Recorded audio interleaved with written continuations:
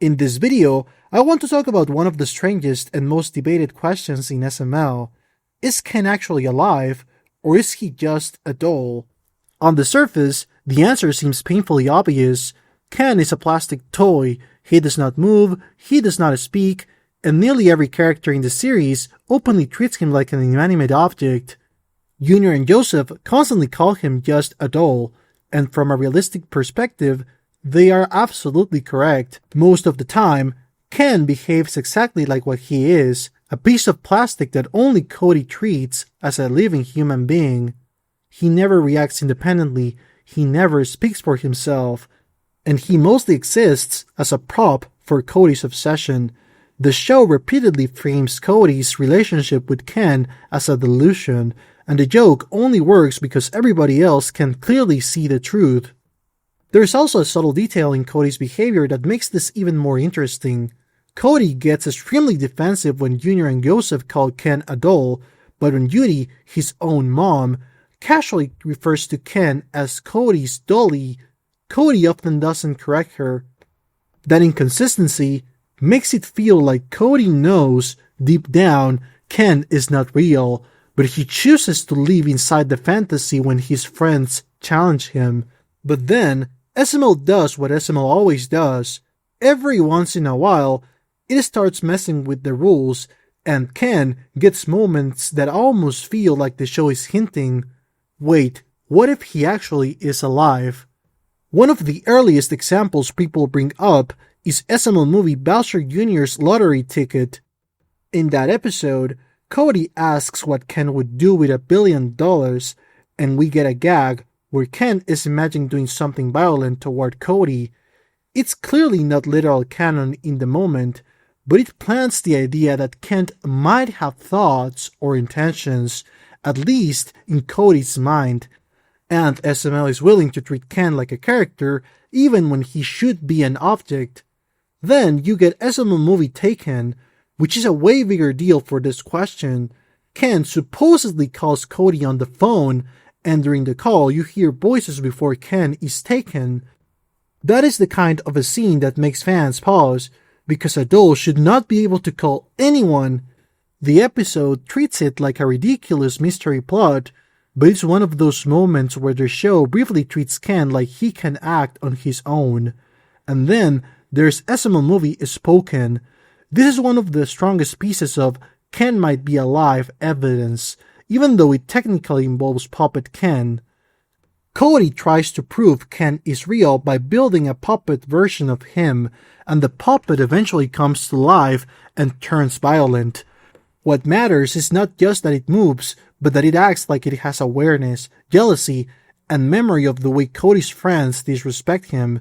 The episode deliberately blurs the line between Cody's delusion and something supernatural, then resets everything back to normal by the end.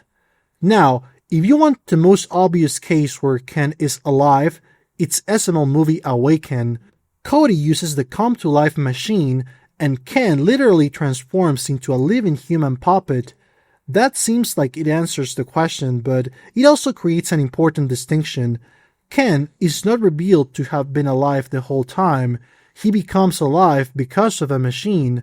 The episode even acknowledges that he was a doll before this happened, which makes it harder to argue that Ken was secretly sentient all along.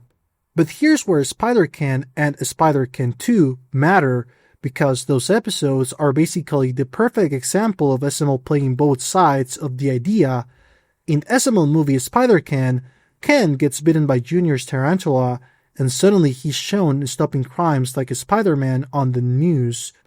If you take the episode at face value, that looks like Ken is moving and acting independently, which would be insane if he's just plastic, but the episode undercuts itself by revealing that a lot of what we are seeing is basically kids controlling the action style SML logic, with characters manipulating the situation and the show leaning into parody more than strict canon rules.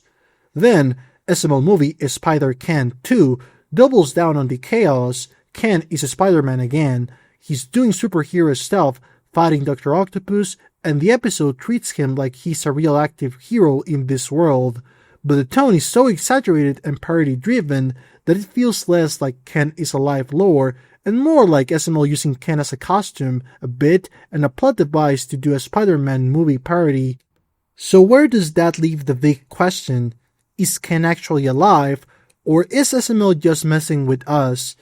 The most consistent answer is that Ken is not alive in the normal canon sense. The default rule in SML is that Ken is a doll, and Cody's belief is part of the joke. When Ken appears to do impossible things, it usually happens in episodes that are built on parody logic, surreal comedy logic, or one-off supernatural setups like Awaken, Spoken, or the Ouija board. In other words, Ken is best understood as a storytelling device. He represents Cody's denial, obsession, and the show's willingness to bend reality whenever it makes the episode funnier. If SML ever wanted to make Ken definitively alive forever, they would keep that consistent across normal episodes, not just in special gimmick plots. So my conclusion is this: Ken is a piece of plastic in the core canon, but SML intentionally sprinkles in rare exceptions like Taken, Spoken, Awaken, Spider-Ken, and Spider-Ken 2 to tease the audience and play with the what-if idea, not because Ken is secretly sentient, but because it's funnier when the show refuses to give you a clean answer. Follow me, you want to watch more funny videos like this one.